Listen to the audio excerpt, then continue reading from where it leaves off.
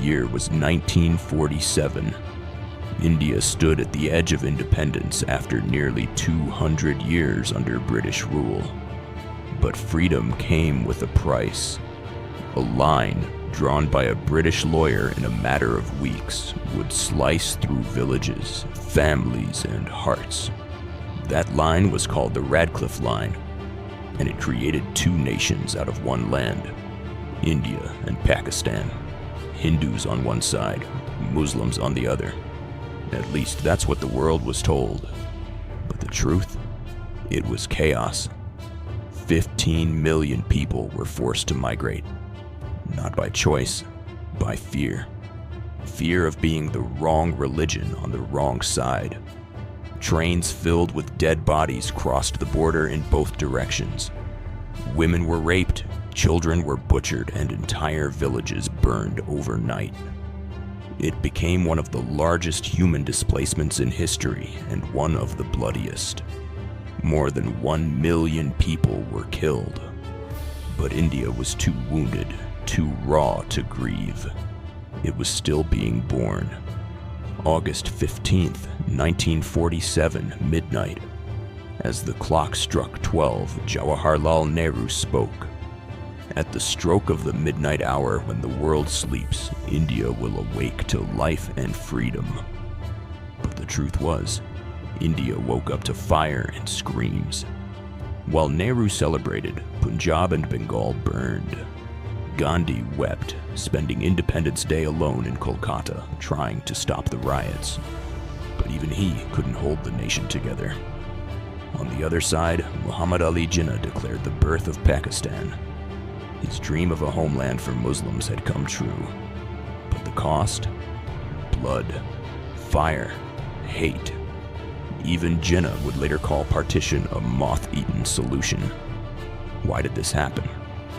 Was it religion, politics, or British manipulation?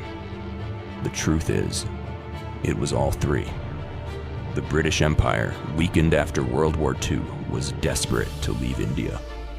They left in a hurry, without proper planning, handing over the keys to a house on fire. Cyril Radcliffe, who drew the border, had never been to India before. He didn't understand the culture, the language, or the land. And yet, he decided the fate of millions. He later said, "I had not to go into the future, but into the past. The past was very dark." He wasn't wrong. What followed was darker than anyone imagined. India's birth was soaked in blood. But out of that blood rose a nation that refused to stay broken. It chose democracy, while Pakistan fell into military rule within a decade.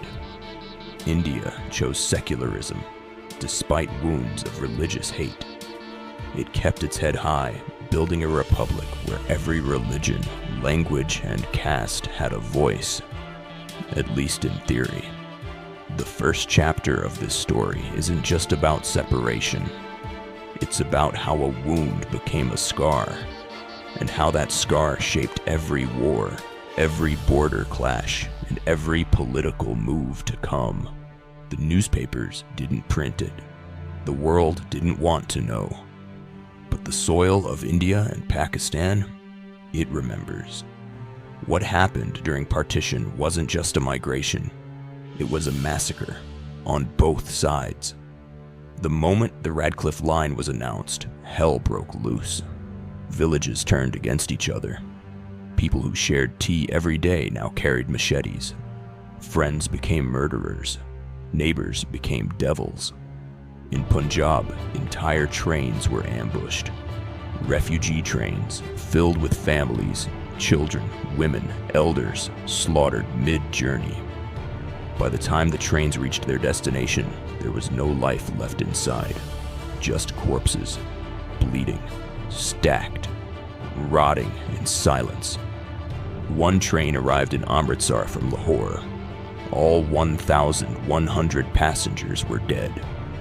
Their heads severed, their limbs missing, their throats slit. It was called the Ghost Train. In Rawalpindi, Muslim mobs slaughtered Hindu and Sikh families. In Patiala, Sikh and Hindu mobs returned the favor. In Noakhali, Hindu homes were burned to ash. In Lahore, women were raped publicly, mothers and daughters together. And across the land, the same cries echoed. Run, hide, they're coming. But it wasn't just the killings. It was the way people were killed. Pregnant women had their stomachs slit open. Children were smashed against walls. Entire villages were set on fire while people were still inside their homes. Religious flags replaced national identity. Every man was asked to prove his faith. If you were on the wrong side of the line and the wrong god on your tongue, you were already dead. Circumcision checks decided life or death. One mistake, one hesitation, and the blade came down. Women were used as weapons. Tens of thousands were abducted, raped, and forced into marriage across the new border. Sikh women taken to Pakistani villages. Muslim women kidnapped into Indian homes. Many never returned. And the ones who did, they were often rejected, dishonored by their families. The Indian government later published a list. Over 75,000 women were kidnapped during partition, but experts say the real number is far higher. And what did the world do? Nothing. The British? They left with flags waving and speeches echoing. They didn't stay to see what they had done. They didn't bury the dead. They didn't count the corpses. Winston Churchill once said, "History is written by the victors." But in partition, no one won. Only graves, ash, and scars remain. But India didn't stop. It grieved and built. It honored its martyrs. It refused to let the blood define its future. But the pain still lingers in every refugee camp that once existed. In every old man who still stares across the border, hoping to see his lost home once again. In every grandmother who still keeps a rusted key to a house that no longer exists. This wasn't just a separation of land. It was a fracture of hearts. And that fracture, it still bleeds. 1947. India and Pakistan were born the same week. But their stories, they couldn't have been more different. India rose from chaos, scarred but standing. Pakistan was carved from division, hopeful but fragile. One kept its diversity. The other chased purity. One chose democracy. The other drifted into dictatorship. In India, Jawaharlal Nehru became the first prime minister. With Gandhi gone, he took the torch to build a secular republic. One constitution, hundreds of languages, dozens of religions, one flag. Despite riots, famines, and poverty, India stayed on the path of free speech, elections, and debate. It built IITs, ISRO, and a legal system that echoed ancient values with modern laws. Flawed, yes, but alive. In Pakistan, Muhammad Ali Jinnah, the father of the nation, died in just over a year. And with him, the vision of a liberal Islamic state died too. Power slipped into the hands of the military. In 1958, Pakistan's democracy was suspended. And over the decades, the country swung between dictators, generals, and fragile civilian leaders. India held elections. Pakistan held coups. India passed reforms. Pakistan banned newspapers. India built satellites. Pakistan built walls with help from foreign powers. Then came the wars. 1947, the first war over Kashmir.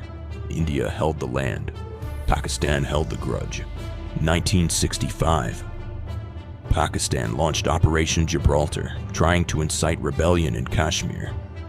India struck back hard, tanks rolling into Lahore. The war ended in a stalemate, but the wounds ran deeper. Then came 1971. Pakistan cracked down brutally on East Pakistan, now Bangladesh. Millions fled to India. India stepped in. In 13 days, Pakistan lost half its country. Bangladesh was born. India had won. But victory came with a message. These two nations were now enemies in soul, not just in politics. Meanwhile, both countries began building nuclear weapons. India tested first in 1974. Pakistan followed in 1998. The world called it madness, but both nations called it deterrence. Now the rivalry had gone radioactive, yet life for the people was different. In India, Muslims, Hindus, Christians, Sikhs lived under one roof, uneasily but together. Bollywood blossomed. Cricket united villages and cities. In Pakistan, minorities began disappearing. Ahmadiyas were declared non-Muslims. Free press shrank. The army grew stronger. India became a chaotic democracy. Pakistan became a controlled state. But it wasn't all glory for India either. 1984, Sikh riots. 1992, Babri Masjid demolition. 2002 Gujarat riots. Communal violence still tore through the promise of secularism. But here's the difference. India debated it, protested it, voted over it. That's the soul of democracy, even when it bleeds. Today, the gap has only widened. India is now the world's most populous nation, a tech hub, a global player. Pakistan, meanwhile, faces economic collapse, inflation, and rising radicalism. But here's the twist, baby. Their people still love the same food, music, language, and emotions. It's not the people who created this war. It's politics, power, pride. The line that separated land now separates destiny. But there's still a heartbeat on both sides that remembers. We were once one. They say the first wound is the deepest. But for India and Pakistan, the bleeding never stopped. Since partition, the border has seen 4 full-scale wars, dozens of skirmishes, and millions of soldiers staring down rifles in silence. This is the truth of the wars they fought and why peace was never allowed to breathe. 1947 to 1948, the First Kashmir War. It began just 2 months after partition. Pakistan-backed tribal fighters invaded Jammu and Kashmir, expecting the Muslim-majority region to fall easily. But Maharaja Hari Singh, the Hindu ruler of Kashmir, signed the Instrument of Accession to India, a move that changed everything. Indian troops were airlifted in. The war raged through snow, valleys, and villages. By 1949, a ceasefire was declared. India retained 2/3 of Kashmir. Pakistan held the rest. That dividing line became the line of control, a line drawn in gunpowder. And the problem? It never really ended. 1965, Operation Gibraltar, a war in disguise. In 1965, Pakistan launched a secret mission to infiltrate Kashmir with armed men disguised as civilians, hoping to ignite rebellion. They were discovered. India launched a massive counterattack, tanks rolling into Lahore, airstrikes lighting up the sky. The war ended in a stalemate. The Tashkent Agreement was signed, but no one forgot. It was a war that proved both nations were ready to kill, but not ready to solve. 1971, the war that split a nation. In East Pakistan, now Bangladesh, a brutal military crackdown left millions dead and displaced. India opened its borders to over 10 million refugees. Enough was enough.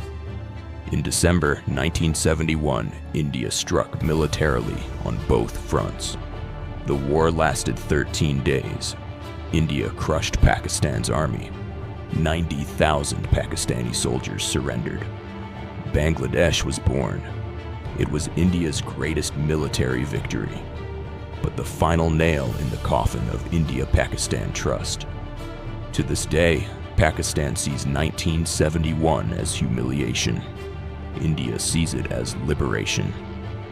1984, onwards, Siachen, the coldest war.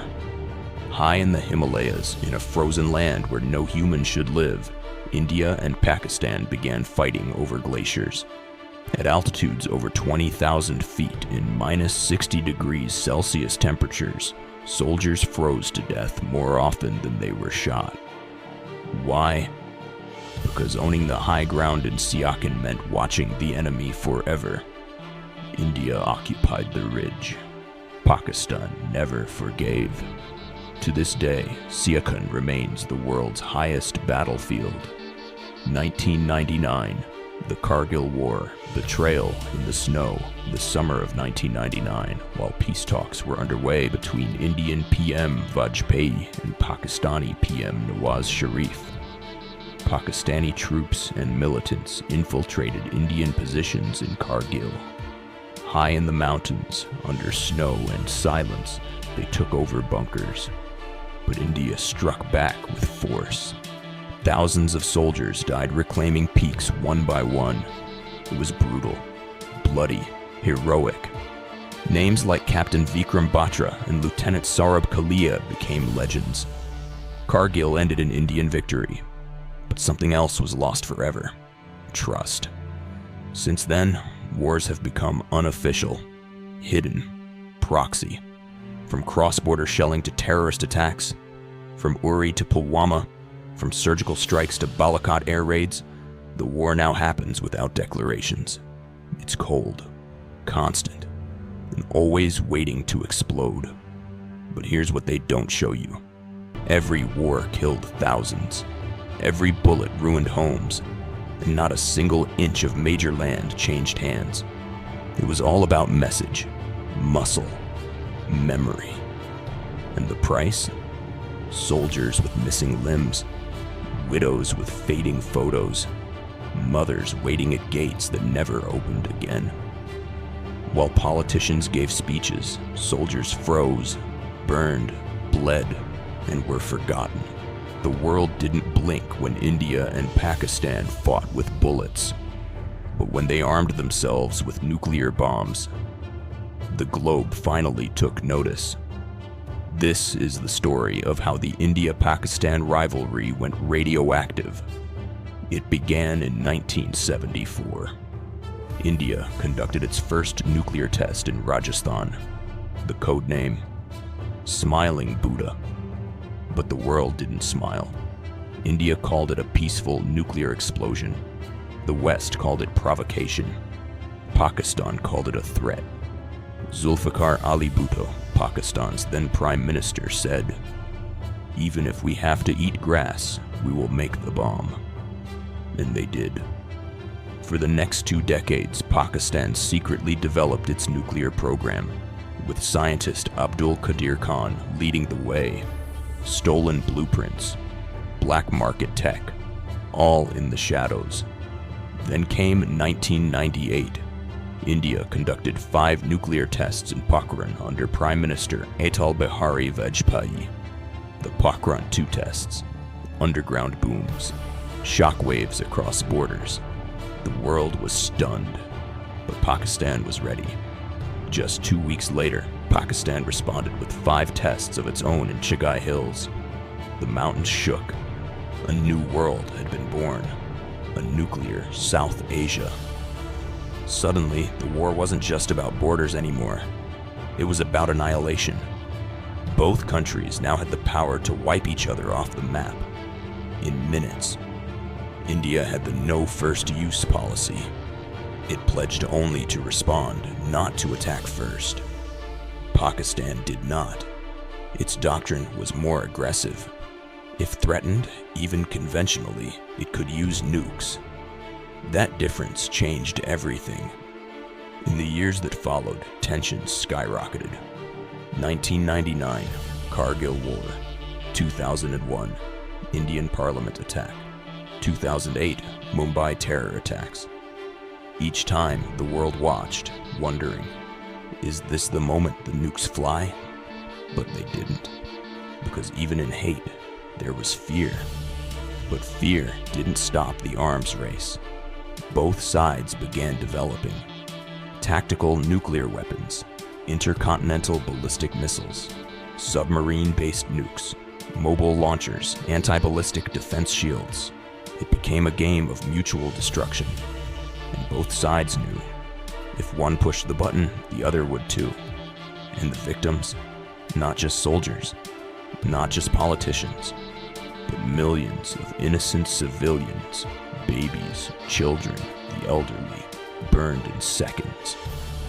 One simulation by global scientists showed a nuclear exchange between India and Pakistan could kill over 100 million people and send the world into nuclear winter. Global temperatures would drop, crops would fail, billions could die from famine.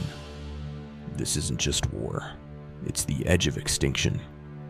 But still, they build more bombs, because in South Asia, peace is fragile, and pride is nuclear. So why haven't they used them yet? Because deep down, they know there's no coming back from a nuclear war. No flag left to wave, no nation left to rule, only ashes. And yet, the fact remains, the bomb is real. The threat is alive. And all it takes is one mistake. There's a war most people never see. No news coverage, no official declarations, only whispers, shadows, and explosions that no one claims. This is the hidden war between India and Pakistan. Spies, terror networks, and secret operations.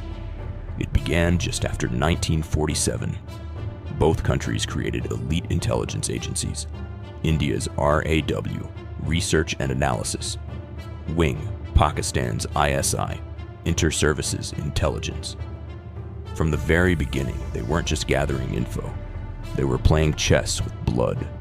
RAW operated deep inside Pakistan, funding insurgents, tracking terror camps, feeding misinformation to disrupt Pakistan's strategy. ISI did the same, sometimes worse, funding terror groups, training militants, and exporting jihad across the border. This wasn't politics anymore. It was revenge with no uniform. 1993, Mumbai bomb blasts. 13 coordinated explosions killed over 250 people. Masterminded by Dawood Ibrahim, allegedly backed by ISI. India never forgave.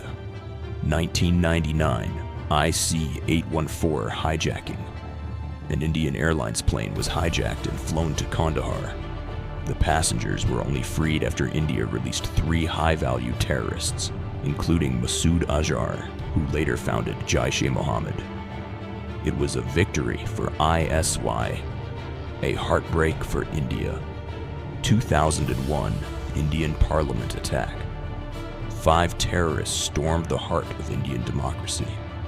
The attack left 12 dead, but it could have been far worse. India blamed Jaish-e-Mohammed. Pakistan denied involvement. The world came within inches of nuclear war. Troops lined the borders. The tension was unbearable. But once again, diplomacy diffused the fuse. 2008 Mumbai attacks. 26th of November. 10 Pakistani terrorists from Lashkar-e-Taiba landed in Mumbai. They killed over 170 people in hotels, train stations, and a Jewish center. They held the world hostage for 4 days. The lone captured attacker, Ajmal Kasab, confirmed everything. Pakistan. ESI training. Orders. It was a war disguised as terror. India responded, but quietly. Through RAW, India began targeting handlers, spies, and terror financiers. Not with armies, with precision. Bombs went off in safe houses. Phones went dead mid-call. Missions were carried out in foreign countries with no fingerprints left behind. 2016 Uri attack. 4 heavily armed terrorists attacked an Indian army base. killing 19 soldiers. India responded with surgical strikes, crossing the LOC at night, destroying camps. The message was clear. You spill our blood, we hit you back, fast. 2019 Pulwama attack. A suicide bomber killed 40 Indian paramilitary forces in Kashmir. The next morning, India dropped bombs on Balakot, deep inside Pakistan. Airstrikes, bold and unprecedented. Pakistan responded with fighter jets. One Indian pilot was captured and later returned. The war almost started again, but fear of escalation pulled both sides back from the cliff. In the shadows, the war continues. RAW infiltrates terror networks. ISI funds sleeper cells. Propaganda floods the internet. Cyber attacks spike across both nations. No borders, no mercy, no rest. And behind it all, families suffer. A soldier's wife receives a folded flag. A mother loses her child in a market blast. A school becomes a target. A city never sleeps the same again. This hidden war doesn't make headlines every day, but it's the most personal, dangerous, and unpredictable part of the India-Pakistan story. There is a place on Earth where bullets freeze before they hit, where death doesn't come from war, but from the weather. This is Siachen Glacier, the highest, coldest, most brutal battlefield on the planet. Over 20,000 feet above sea level, in the Karakoram Range near the line of control, India and Pakistan have waged a war since 1984 that has claimed more lives from frostbite than from firepower. Why? Because controlling Siachen means controlling the roof of the subcontinent. April 13th, 1984, Operation Meghdoot. India launched a preemptive military operation and occupied the glacier before Pakistan could. It shocked everyone. Pakistan never recovered the position, and Siachen became a permanent war zone in sub-zero silence. Temperatures dropped to minus 60 degrees Celsius. Oxygen levels are 30% lower. Fingers blacken, lungs collapse, minds hallucinate. It's not just a battle of weapons, it's a war of will. Indian and Pakistani soldiers live in ice bunkers. They wear 36 kilograms of gear. Every day is a risk of avalanches, altitude sickness, or just not waking up. There is no cover, no trees, no shelter, just white emptiness and the constant whisper of wind like a death chant. Soldiers often lose toes, eyesight, or sanity, and yet they stay. Because their presence isn't just symbolic, it's strategic, political, psychological. India holds the high ground. It controls most of the glacier, but it pays the price, financially and humanly. Maintaining troops at that altitude costs millions of dollars every day. Pakistan, stationed at lower altitudes, still tries to challenge India's grip, but direct battles are rare. Instead, it's a game of sniper, ambushes, snow camouflage raids, weather warfare, where the terrain itself becomes the enemy. Over 1,000 soldiers have died, not from bullets, but from nature. In 2012, an avalanche buried 140 Pakistani soldiers in one strike. In India, snowstorms have swept away entire units, and yet, they keep sending more. Why not leave? Why not call it off? Because in this region, leaving is seen as weakness, and both sides are willing to bleed in silence for pride. Even when peace talks happen, Siachen remains untouched. It's like a cold tomb that neither country wants to admit they've buried too many lives in. But here's the truth, love. Ask any soldier who served there, and they'll say the same thing. The real enemy isn't across the border. The real enemy is the cold. They carry letters they may never send. They write diaries no one may read. They walk on ice, not knowing if it will hold or break. And when their bodies are found, it's often weeks later, frozen in place, weapons still in hand. No victory parade, no breaking news, just another sacrifice buried in snow. This is the cost of guarding silence at the edge of heaven. This is Siachen. Not every battle is fought with bullets. Some are fought with hope, silence, and fragile trust. This is the story of every peace attempt between India and Pakistan, and how each time hope bloomed, only to be buried again. 1949, ceasefire. After the first war in Kashmir, the United Nations stepped in. India and Pakistan agreed to a line of control, not a border. They agreed to talk. But the ink wasn't dry before the shells started again. 1966, the Tashkent Agreement. After the 1965 war, both sides met in Uzbekistan. Indian Prime Minister Lal Bahadur Shastri and Pakistani President Ayub Khan shook hands. The very next day, Shastri died. Heart attack, stress, shock. India mourned. Pakistan turned silent. The peace, too, died with him. 1972, Simla Agreement. After the 1971 war, Indira Gandhi met Zulfikar Ali Bhutto. India had just split Pakistan in two. Pakistan had just lost Bangladesh. But both leaders talked, agreed on respecting the line of control, agreed on solving issues bilaterally, no third-party interference. It was a start. But time proved it wasn't enough. 1987, cricket diplomacy. Tensions ran high. India and Pakistan sat on the edge of another war. Then came General Zia-ul-Haq, attending a cricket match in India as a gesture of peace. It softened tensions. But behind the scenes, both militaries stayed on alert. Peace lasted only as long as the final over. 1999, the Lahore Bus Yatra. Indian Prime Minister Atal Bihari Vajpayee crossed the border in a bus. He was welcomed by Nawaz Sharif. Poems were read. Tears were shed. A promise was made. Weeks later, Pakistan launched the Kargil War. The betrayal stunned India. That bus ride became a memory drenched in blood. 2001, Agra Summit. Musharraf came to India. The handshake was stiff but hopeful. Talks lasted days, but ended in failure. India blamed Musharraf for the Kargil betrayal. Pakistan blamed India for being inflexible. Another chance, gone. 2003, ceasefire agreement. Both armies agreed to silence the guns across the line of control. And for a few years, peace actually held.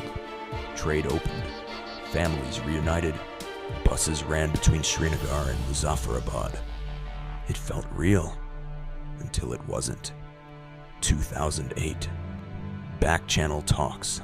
Secret negotiations between India's Manmohan Singh and Pakistan's Pervez Musharraf brought the two countries closest they'd ever been to resolving Kashmir. Maps were exchanged, soft borders were discussed. But then, Mumbai happened. 26/11. Terrorists from Pakistan shattered every deal, every map, every smile. After that, trust died. No Indian government could afford to look weak. No Pakistani government had the power to punish terrorists within. Talks became brief. Pauses, not solutions. 2015, Nawaz Sharif hugs Modi. 2016, Uri attack. 2019, Modi sends birthday wishes. Pulwama bombing follows. Each step forward, followed by a step off a cliff. But why? Why does peace always fail? Because the war is no longer just about land. It's about narratives fed for decades, wounds that were never treated, and powers, military, religious, political, that profit from conflict. In Pakistan, the military doesn't want peace. Peace means less control. In India, public emotion runs deep. Peace is seen as weakness unless revenge comes first. And so, peace is the greatest casualty. But beneath all that, the people still hope. A grandmother still waits for her sister in Karachi. A father dreams of visiting his childhood home in Lahore. A boy in Punjab listens to Nusrat Fateh Ali Khan like he was born across the border. Hope exists, but it's trapped under politics, power, and pride. Borders divide land, but they don't divide memories. They don't divide music.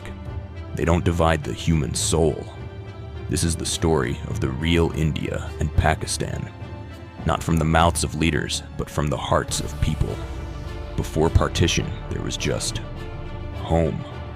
Lahore, Delhi, Karachi, Amritsar, they were all one rhythm. Children played in the same fields. Families shared food during Eid and Diwali. Sikhs, Hindus, and Muslims lived as neighbors, not enemies.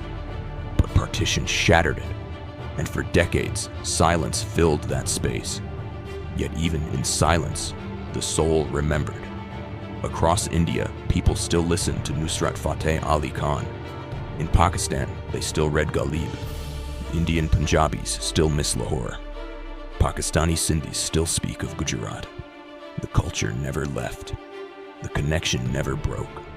Meet Surinder Kaur, 88, born in Rawalpindi, forced to flee in 1947. She still holds the key to her childhood home, a house that now belongs to strangers across the border. She doesn't want revenge. She just wants to see it one more time. In Karachi, there's an old man who grew up eating jalebi from Chandni Chowk. He hasn't seen Delhi in 70 years, but he still speaks its language like it never left his tongue. He keeps a faded photo of his Hindu friend from school. They never met again, but he lights a candle every year on his birthday. There are thousands of these stories.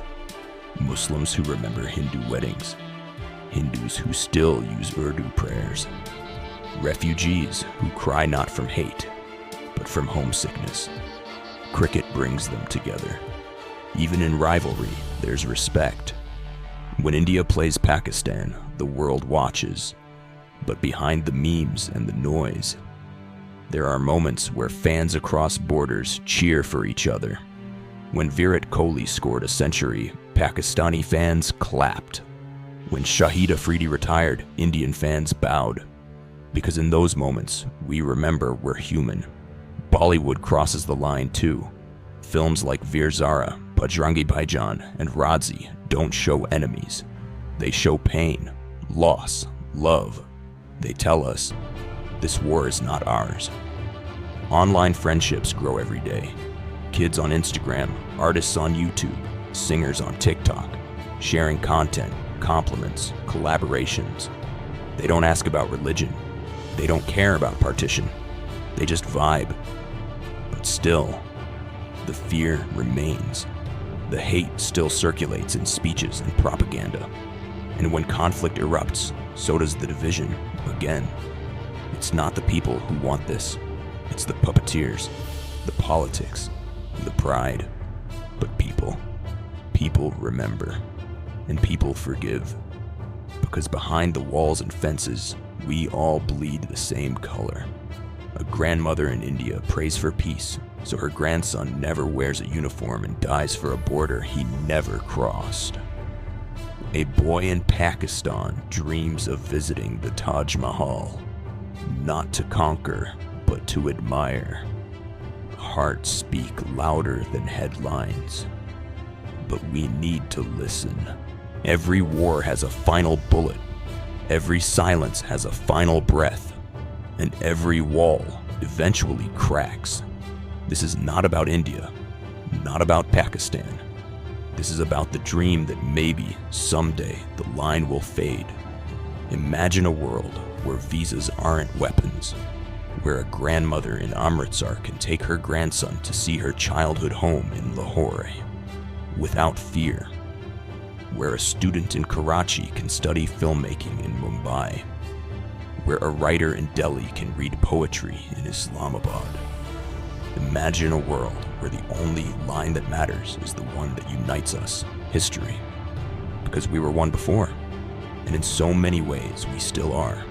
Same language, same music, same blood, same pain. The only difference: narratives. Now imagine if we rewrote them. What if we invested in trade instead of tanks? Built hospitals instead of bunkers? Sent scientists instead of spies? What if our youth followed influencers, not politicians? What if cricket brought peace, not just rivalry?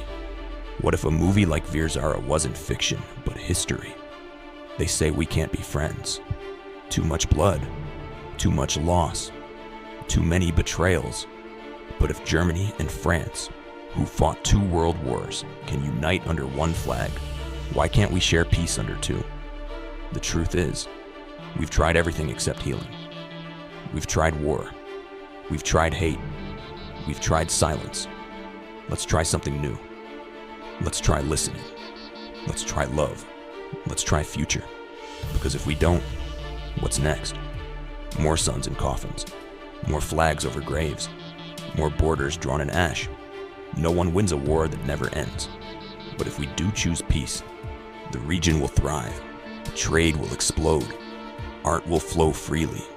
Innovation will rise. Tourism will bloom. Millions will rise out of poverty. And for the first time, the future will belong to the people. The dream isn't easy. It won't happen in one handshake or one summit. But every story like this, every heart that watches, makes the line fade just a little more. The past was painful, but the future is unwritten, and it's ours.